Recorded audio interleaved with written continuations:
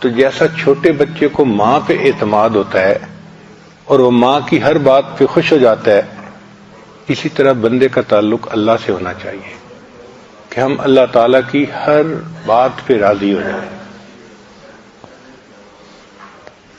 جیسا اللہ نے چاہا ہمیں دنیا کے اندر رکھا، ہم اس حال میں راضی ہیں۔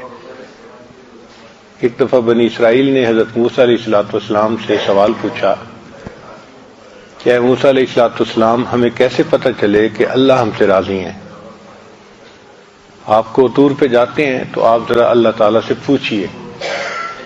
چنانچہ حضرت موسیٰ علیہ السلام کو طور پر تشریف لے گئے تو انہوں نے سوال پوچھا، اے اللہ، میری قوم پوچھتی ہے کہ کیسے پتہ چلے کہ آپ ہم سے راضی ہیں؟ رب کریم نے فرمایا، اے میرے پیارے موسیٰ علیہ السلام، ان لوگوں کو جا کے بتا دو، اگر یہ اپنے دل میں مجھ سے راضی ہیں تو میں ان سے راضی ہوں، اگر ان کے دل میں مجھ سے شکوے ہیں تو میں ان سے ناراض ہوں۔ تو بڑا آسان طریقہ ہے یہ معلوم کرنے کا کہ اللہ ہم سے راضی ہے یا نہیں۔ اپنے دل میں جھانک کے دیکھیں۔ جو مومن ہوتا ہے ہر حال میں اللہ سے راضی، الا الکفر والضلال، سوائے کفر اور گمراہی کے، ہر حال میں اللہ سے راضی۔ جس حال میں اللہ رکھے بس ہمارے لیے وہی حال بہتر ہے۔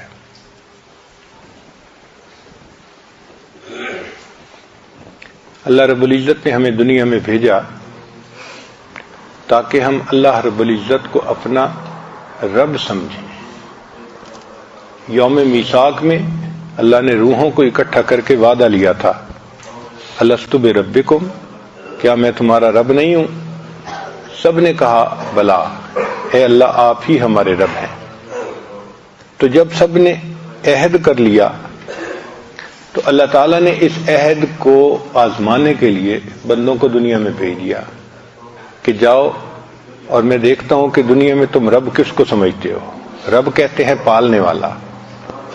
ہم دنیا میں آتے ہیں تو ہمارا رب تو اللہ ہے، لیکن اسباب کے اندر ایسا الجھ جاتے ہیں کہ ہم سمجھتے ہیں ہم زراعت سے پل رہے ہیں، ہم دکان سے پل رہے ہیں، ہم تو فیکٹری سے پل رہے ہیں۔